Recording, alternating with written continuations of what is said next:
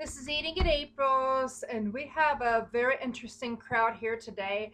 I have my three cats, the neighbor's cat, and my new dog in the house. So we're going to see how this goes. I think we're going to have some fun.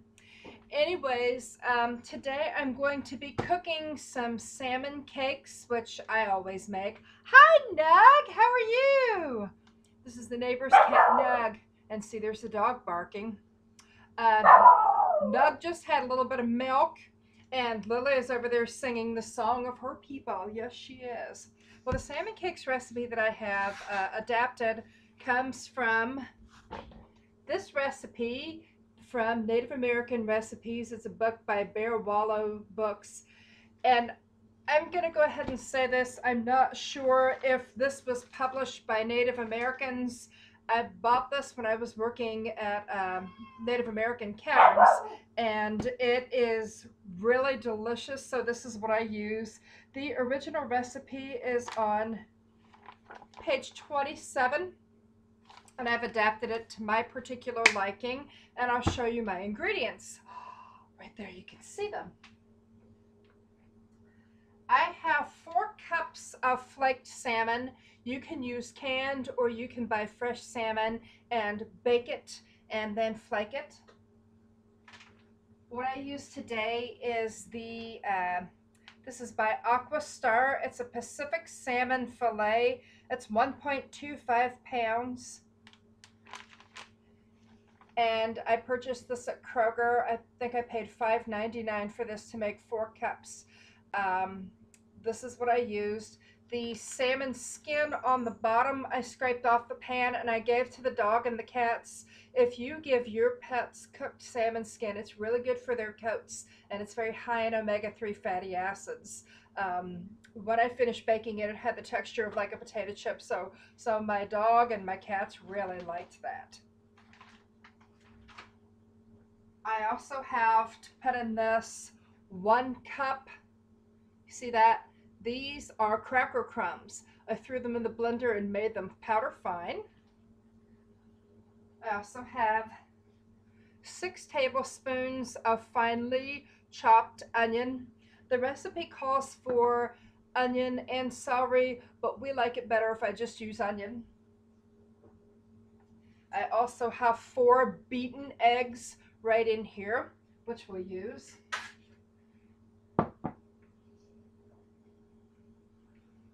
4 tablespoons of freshly squeezed lemon juice, which is a little bit less than the juice of a whole lemon. You can use the whole lemon if you want. And then we're going to use a couple of teaspoons of salt. Now, if we were going to be polite, I would just use a mixing spoon. But this is what I'm going to use. This thing that I pet the dogs and the cats with all the time and put my hands in my own hair with. It just tilt this a little bit so that you can see better what I'm going to be doing. See, you have your salmon flaked, but you want to flake it just a little bit finer with your hands like that, so that it's smaller and easier to handle. And it doesn't take very long. What I do is I'll bake my salmon and then I'll set it to cool for a while so that I don't burn my hands. Plus, you don't want the salmon to be piping hot when you put the eggs in there, otherwise it's gonna scramble the eggs possibly. There we go. It's pretty good. Lemon juice, bam. Cracker crumbs, bam. Onions, in we go. Eggs, there we go. A couple teaspoons of salt. Yeah, that'll get it. Okay, so we'll get started with the spoon. What you're making is kind of a meatloaf of sorts, only with fish. And I suppose you could use any kind of fish that you wanted for this, whatever suits your taste, suits your fancy.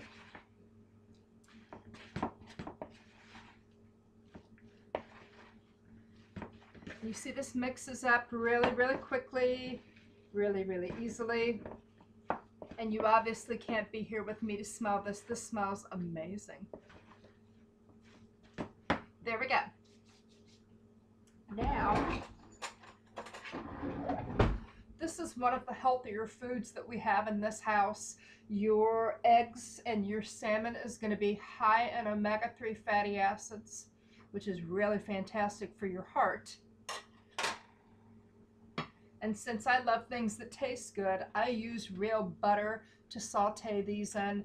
Now, one of the things that I'm focusing on right now is I'm trying to reduce my sodium intake, so I'm using unsalted butter for this. So let's get started. Melt that butter in the pan.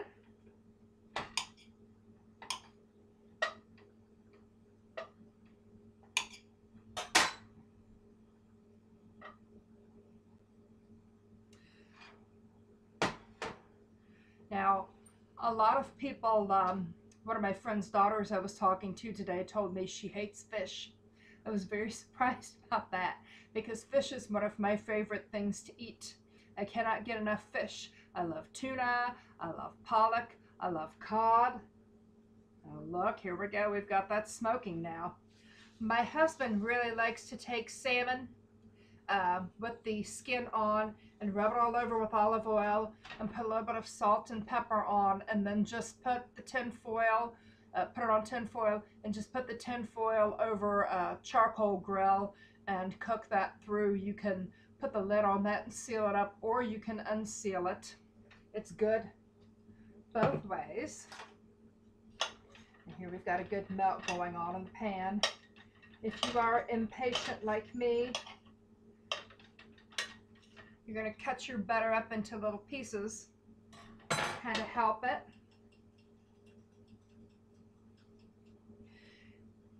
Your butter will provide a little bit of a crunch to the outside shell of the fish cakes, and it'll be really delicious. While the butter's melting, I'm going to grab my plate that I'm going to put the salmon on when it's done.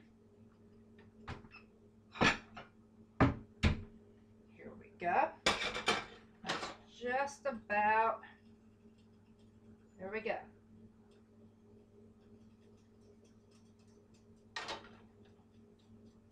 Now I'm going to cook this over medium-high heat. And I'm going to show you how I make salmon cakes. You're just going to put your hands right in here, and you're going to want to make a nice sized patty, not too big, not too small. That's about the size that I make, and you can see the thickness that I have it. You want to compact it nice and firmly together. And just put it right on there.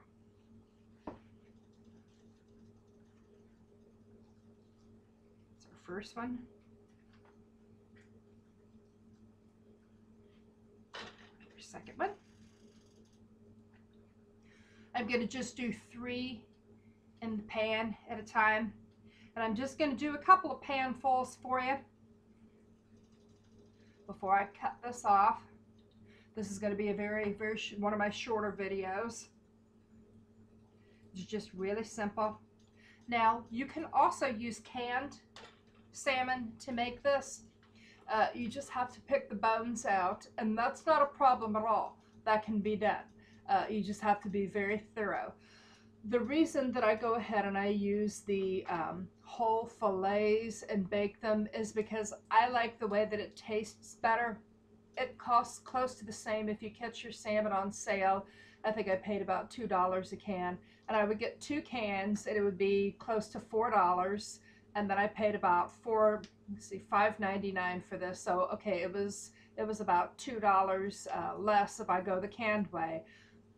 But if you just use the fillets, you don't have to pick the bones out, and you save yourself a lot of time. The canned salmon also has the skin on if you want to. The skin is nice and soft inside the can. If you want to use the skin in your salmon cakes, that goes very nicely too.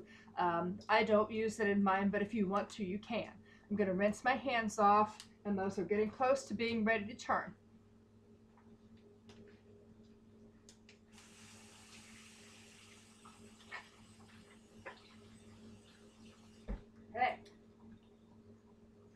these actually cook pretty quickly because your meat is already cooked before you even get this on the stove. So all you're doing, you're cooking the eggs through, which gets this to hold together. And you don't want to burn the bottoms, but you want to have a slight, you can have a slight browning on them.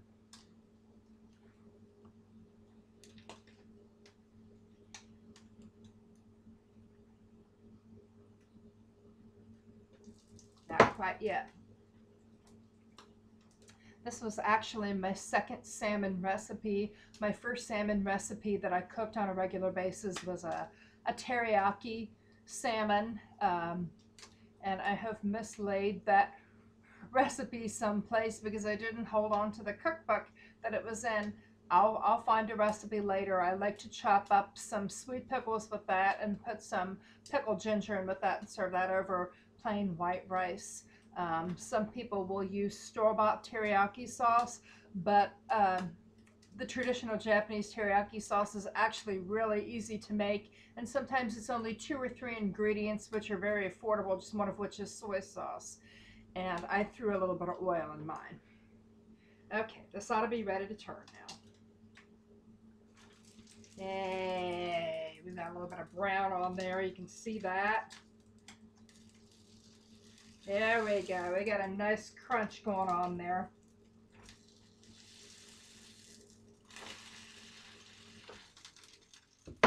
Oftentimes when I make salmon cakes, we will serve it with creamed corn, which is what my husband likes, and some kind of a green vegetable. But we don't have that here today, so we're probably going to use beets. I've got some canned beets that I'll heat up and put a little butter on, and then I'm just going to make jiffy cornbread, and it just makes a fabulous meal.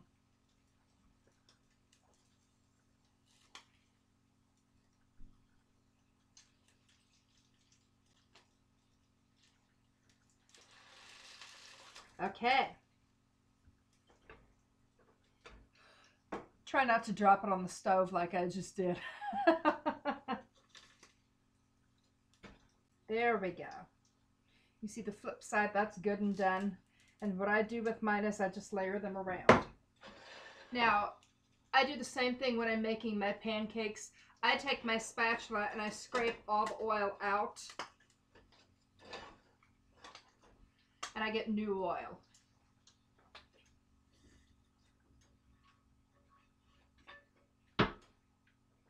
And what you're going to find when you're skillet sauteing something a little bit at a time is you can turn your heat down a little bit with each batch sometimes.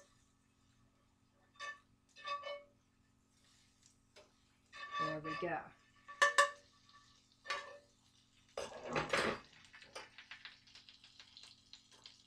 Okay. Second batch. Just like last time. Gonna pat these together pretty good. I'm just gonna lay them in. Now see, I'm sealing the edges up nicely. I want this to be a good solid cake. It's 1.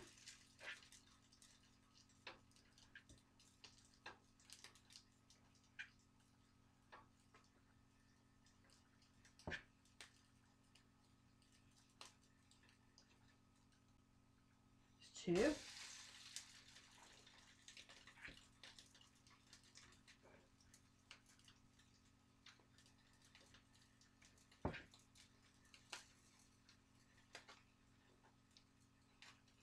And 3.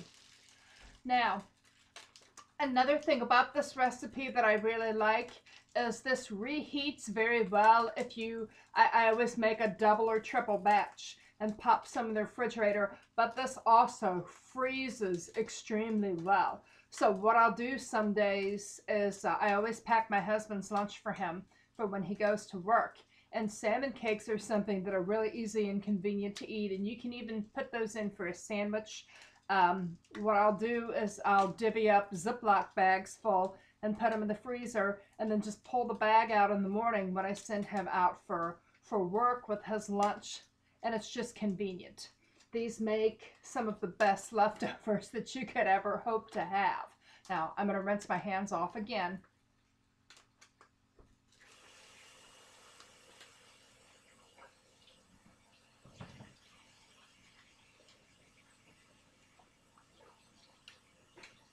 There we go.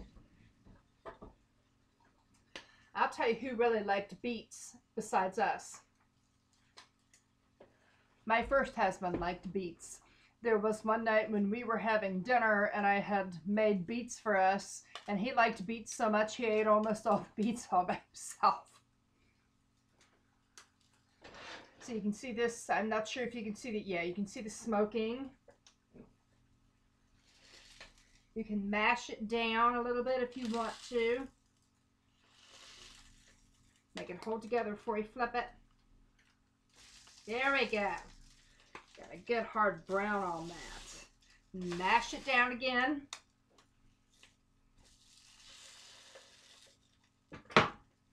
So you see this is moving very quickly. And I guess I could stay on here and yap and talk some more, but I'd just be boring you. I'm gonna finish this up, then we'll have dinner later. I hope you like this recipe. Pass this on to your friends if you like it, and let me know if there's something you'd like to see cooked. You have a great day, and thanks for joining us for Eating at April's. Woo!